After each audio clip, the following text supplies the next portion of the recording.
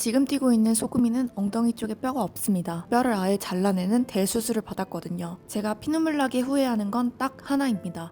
우리 강아지들은 아파도 말을 할 수 없다는 걸 제가 너무 늦게 깨달았어요. 저는 그것도 모르고 인어공주 자신의 귀엽다 하며 웃어넘기기 바빴습니다. 수의사 선생님이 보호자님 3개월만 더 일찍 왔더라면? 이라고 하셨을 때 저 정말 진료실 바닥에서 펑펑 울었습니다. 하지만 지금은 다릅니다. 뼈 없는 소금이도 이렇게 뛰게 만든 방법. 영상 보고 따라만 하시면 아이들 다리가 바로 편해집니다. 일본 수의사가 알려준 기적의 마사지부터 제가 우리 소금이 살리려고 피 터지게 공부하고 증명해낸 모든 걸 지금 공개하겠습니다. 첫 번째, 인어공주 자세와 개구리 자세입니다. 강아지가 유연해서 다리를 쭉 펴고 있는 게 아니에요.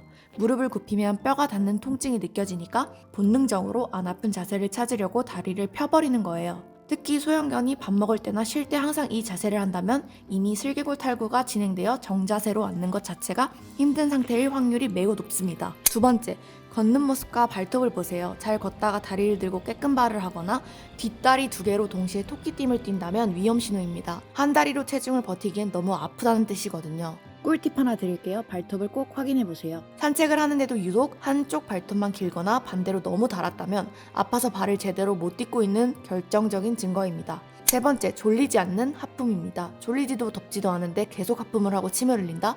이건 사람으로 치면 식은땀을 흘리며 복통을 참는 것과 같습니다. 전문 용어로 카밍 시그널, 스스로를 진정시키는 행동인데요. 하품 외에도 입술 앓기, 눈 피하기, 갑자기 멈춰서 몸 긁기도 같은 신호입니다. 특히 산책 중에 갑자기 멈춰서 몸을 긁는다면 가려운 게 아니라 아픈 겁니다. 산책 중에 다리를 절면서 하품을 계속한다면 엄마 나 너무 아파요 라고 말하는 구조 신호입니다. 이땐 억지로 걷게 하지 말고 즉시 산책을 중단하고 병원으로 가보셔야 합니다. 신호를 읽었으면 이제 집에서 할 수 있는 구체적인 관리법을 알려드릴게요. 아마 의아하실 거예요. 우리 애는 뒷다리가 아픈데 왜 멀쩡한 앞다리랑 어깨를 만지라고 하지? 여러분, 뒷다리가 아픈 아이들은 본능적으로 체중의 80% 이상을 앞다리에 싣습니다. 앞쪽이 돌처럼 굳으면 몸 전체가 앞으로 쏠리고 결국 뒷다리는 더 쓰기 힘들어지는 악순환에 빠집니다. 이 앞쪽을 먼저 풀어줘야 뒷다리가 비로소 움직이기 시작합니다. 첫 번째, 견갑골 분리 마사지입니다. 견갑골 중앙에 세로로 솟아있는 뼈를 찾으세요. 이 뼈를 기준으로 등 쪽 근육을 겨드랑이 방향으로 부드럽게 쓸어내립니다. 30초마다 한 번씩 가볍게 전체를 쓰다듬는 에플라주 기법을 섞어주세요. 굳어있던 혈액과 림프순환이 폭발하며 붓기가 빠집니다. 두 번째, 상완골 해방. 어깨 바로 아래 팔뼈의 상단 3분의 1 지점. 화살표 방향으로 지그시 마사지합니다. 여기가 풀려야 보폭이 넓어져요. 좁고 답답했던 발걸음이 확연히 시원해지는 걸 보실 수 있으실 거예요. 세 번째, 가슴 개방. 가슴 중앙뼈에서 팔 안쪽으로 이어지는 근육을 바깥쪽으로 밀어내듯 마사지합니다. 체중을 버티느라 안으로 굽어있던 가슴이 펴지면서 아이의 호흡이 깊어지고 편안해져요. 가장 좋은 건 산책 나가기 직전입니다. 굳어있던 고관절과 리프를 풀어주고 나가면 다리 결림이 사라져 걷는 게 확연히 부드러워집니다. 하루 딱 3분, 이 세 가지만 지켜주시면 뼈 약한 우리 아이도 짱짱한 근육의 힘으로 뛸 수 있게 됩니다. 마지막으로 마사지만 하면 끝이 아니에요. 환경을 바꾸지 않으면 매일 하는 마사지도 그저 노동일 뿐입니다. 딱 4가지만 체크하세요. 첫째, 미끄럼 방지 매트. 아이가 자주 다니는 길목이라도 꼭 깔아주세요. 미끄러지는 순간 무릎 연골은 갈려나갑니다. 둘째, 계단. 침대에서 뛰어내리는 것만 막으시죠? 사실 뒷다리에는 뛰어 올라가는 게 더 쥐약입니다. 하중이 평소에 5배나 실리거든요.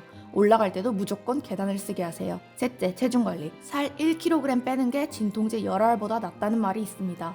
관절이 좋지 않은 아이들은 무조건 날씬해야 버팁니다. 맺지 않는 방법. 이거 정말 중요해요. 강아지 겨드랑이에 손을 넣어서 사람 아기처럼 안으시죠? 관절 안 좋은 아이들에게 최악입니다. 허리가 꺾이면 다리 신경까지 망가집니다. 안을 때는 내 몸과 최대한 밀착시키고 한 손으로는 엉덩이와 허리를 마치 허리 보호대처럼 단단히 받쳐주세요. 집에서 관리해도 결국 병원은 가야 합니다. 여기서 집중하세요.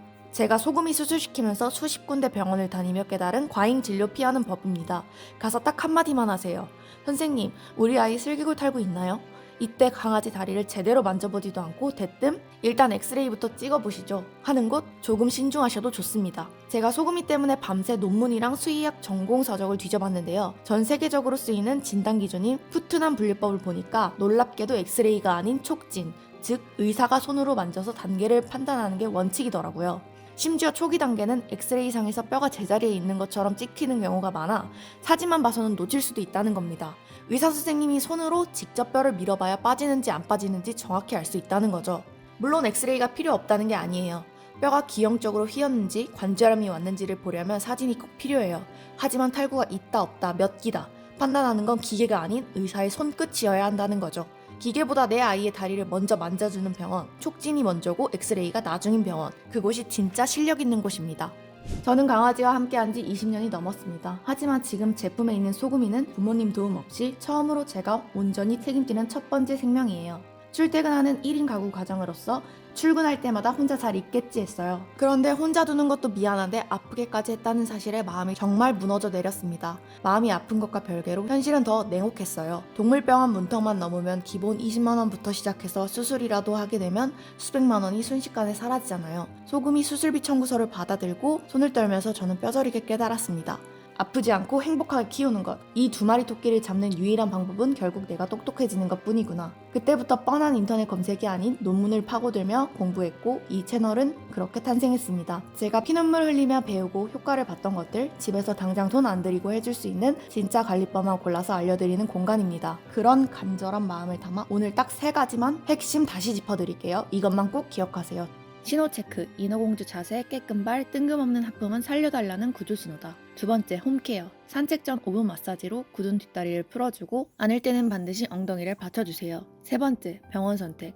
무조건 엑스레이 찍는 것보다 의사의 손끝으로 촉진을 먼저 해주는 병원을 찾아주세요. 혹시 영상을 보시면서 우리 애도 이러는데 괜찮을까? 걱정되는 부분 있으신가요? 혼자 끙끙 앓지 마시고 댓글로 편하게 물어보세요.